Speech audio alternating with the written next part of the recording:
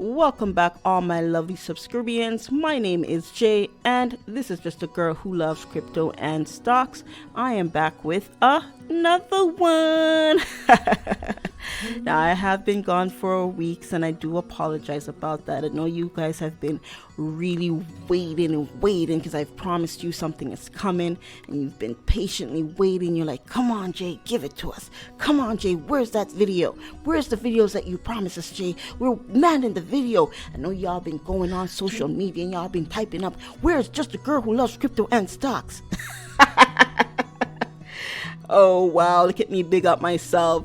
Nah, but honestly, I have been missing for quite some time, and that's just because I have been doing some readjustments.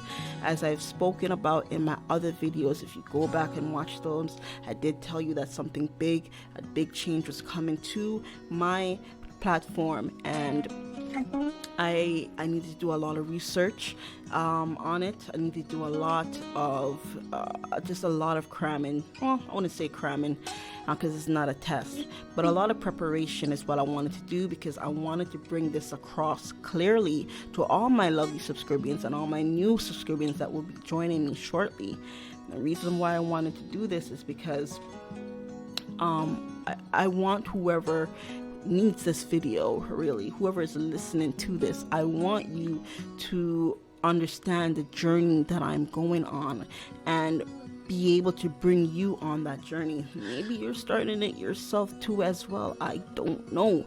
Whoever this video is meant for, it's meant for. So if you like and you like what I have to say, I'm just asking you to subscribe to the channel and hit that like button. Tap the notification bell so YouTube will let you know when I drop a new video, and most importantly, share it out to whoever needs to hear this. Financial literacy should be free. I don't believe you should have to pay for this.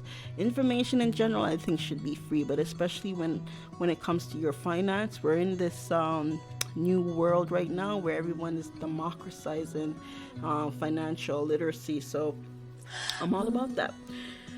I am definitely all about that, and I support that 100%. If you're going on your journey, let this video be for you. That being said, let's get into it. Boom.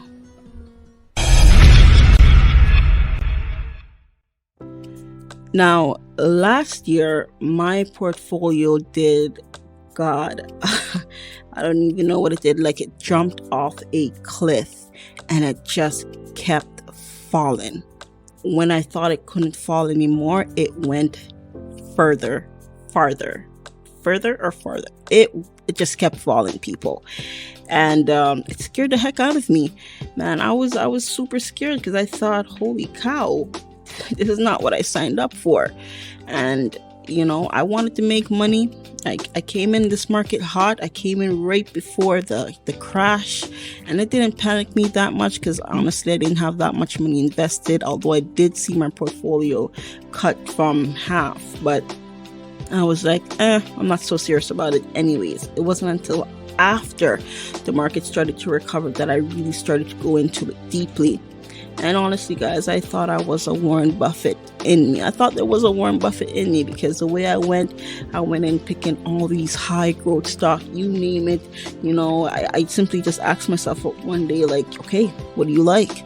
You know, what do you like to invest in? Invest in what you like. That's first rule that I learned. Don't invest in things you like, because you are likely to stick with them through the good, through the bad, through the ugly. You are likely to just keep on investing in them. But also, the one thing that I forgot was invest in things not just that you like, but that you understand. That's a key one. And I liked a lot of companies, but honestly to God, I didn't understand a lot of them. So in 2022, when my portfolio took that nosedive without me telling me anything, it really had me to open my eyes and just see what the heck was going on. And my conclusion was that I had zero foundation. So we crashed and burned in 2022. We crashed and burned in 2022 simply because the lack of foundation my portfolio had. I didn't realize at the time that I had chosen a lot of growth stocks. And I was an individual stock picker, because obviously I thought I had a little Warren Buffett in me. I was a genius. Come on, all the stocks I picked were on fire. Oh my God, I was in BlackBerry before the GameStop revolution, before the AMC revolution. So obviously I was doing something right, right?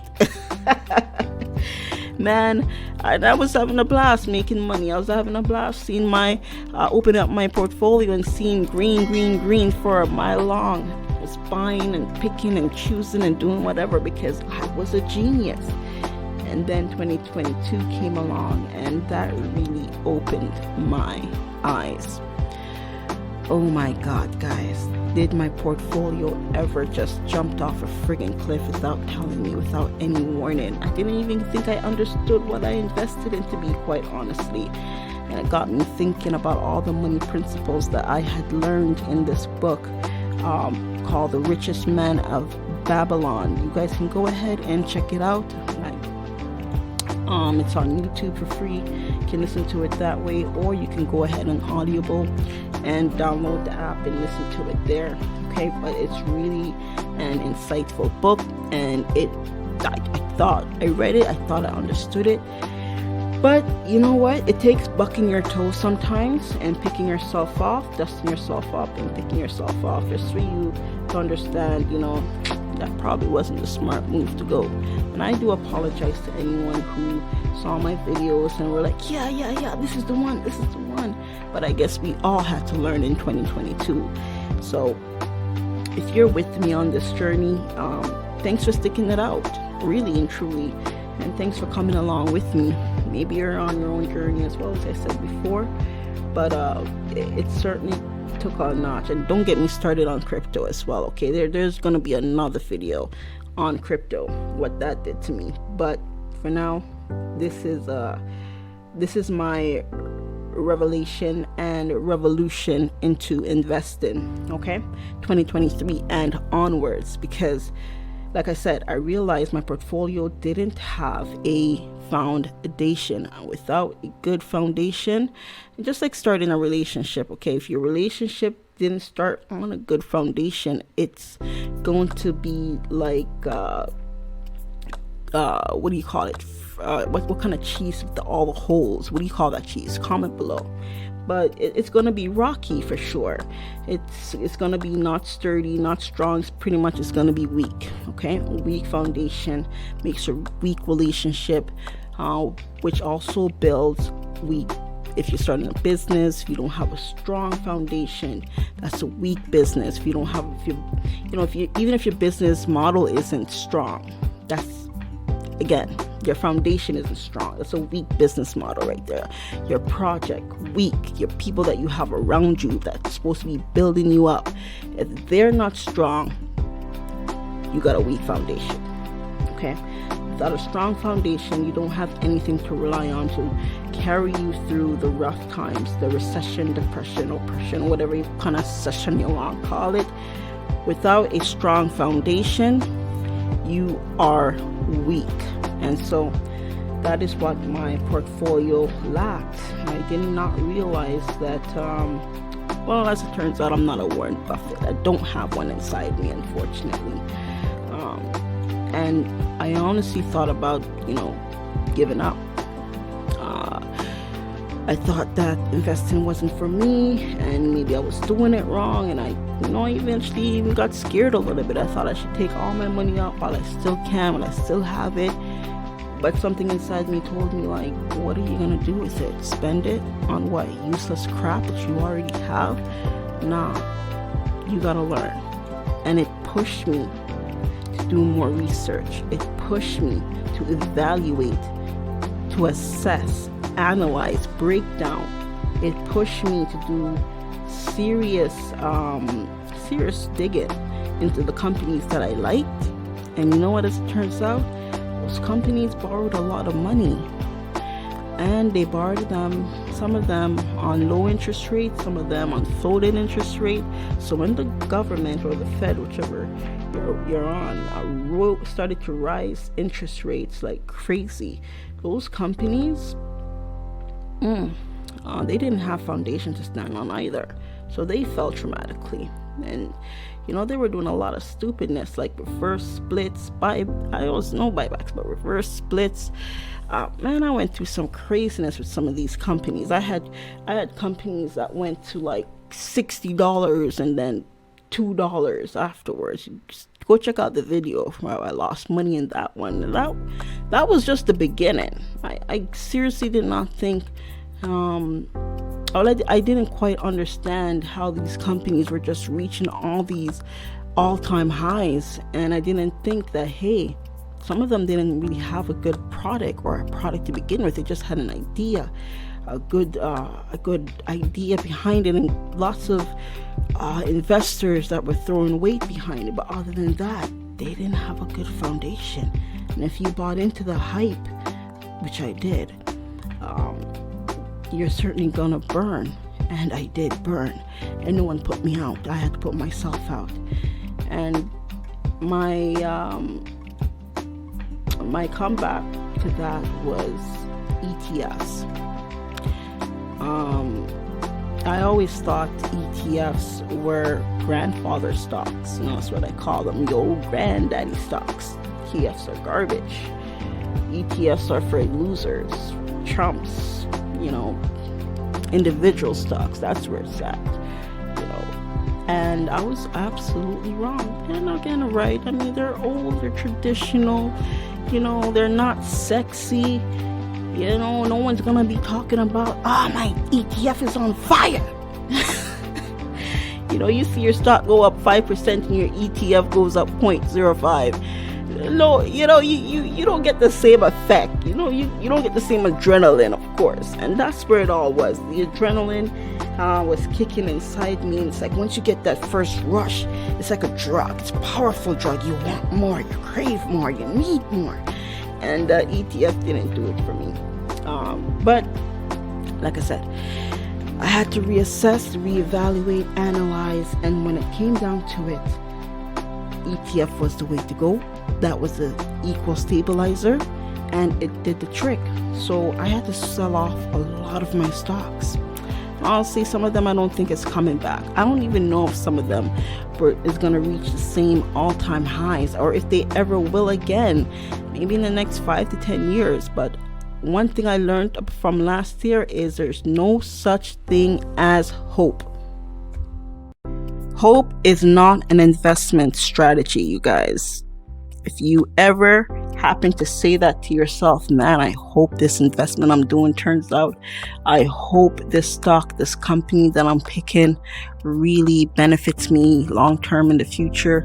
I hope this, I hope that. Look, hope is good, but hope is not good as an investment strategy, okay? As a financial investment strategy. You do not want to hope the Fed doesn't raise interest rate any further. You do not want to hope mortgage rates doesn't go up any further. Gas doesn't go up. Food doesn't go up. Your rent doesn't go up. Cost of living doesn't go up. Hope is not an investment strategy. So if any of you out there are going, Lord, what little money I save can outlast this liquid a year, so don't put your money on it, okay? You need a solid strategy, and sometimes that means changing. Sometimes that means looking from within, from outward or out. I don't know what I'm talking about. I'm just saying that hope is not something that you should rely upon when you are investing, okay? What you need to rely upon is facts. Solid facts, solid research, and solid facts that's going to bring you through. And my portfolio had zero. It had a lot of hope, though. I give you that. It had a lot of hope, but it had zero ground, zero facts.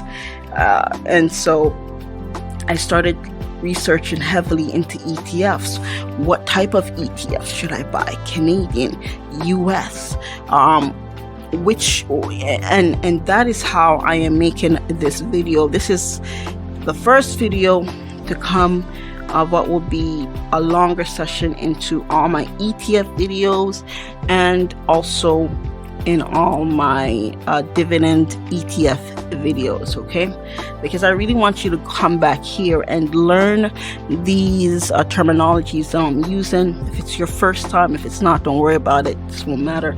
But if it's your first time and you don't understand these terminologies, I think this video will help you out and hopefully, hear me go, hopefully you will go and do your own research into them and get to learn even more. I'm only giving you the tip of the iceberg here, so I hope you go deeper into it, because obviously I had to, and that's how I'm bringing this to you. So without further ado, here are some useful, good, old-fashioned terminologies in investing in ETFs, but more specifically because I had to go deeper. It's not just ETFs for me, it's dividend ETFs and it's dividend stocks that I've started to buy right now. Oh, and before I go, let me go ahead and shoot out my disclaimer. Guys, I love you, you know that, but unfortunately, I am not a financial advisor nor a financial planner. Okay, my videos are strictly for educational and enlightening moments. From time to time, I might even throw in a Warren Buffett quote in there, so stick around for that as well. But please do not take financial advice from me, as you don't want your portfolio to drop 50% like mine did. So obviously, I'm not a good candidate to give financial advice, okay? And you should never be taking financial advice anyways from a random person on YouTube. Do your own research, do your own due diligence. If investing matters to you and growing into the stock market matters, then take the time and do your own research. Make your own mistakes, make your own follies, and draw your own conclusions. Don't let someone do that for you. You know, you're either gonna learn horribly good or you're gonna learn horribly bad. Take your pick. But don't follow someone else and pick someone else's stocks and hope to God it turns out right. And then when it fails, you wonder why. Anyways, as I said, like, share, subscribe to the channel. If you want to hear more like this, you know where to come. My name is Jay, and this is just a girl who loves crypto and stocks. Let's get it.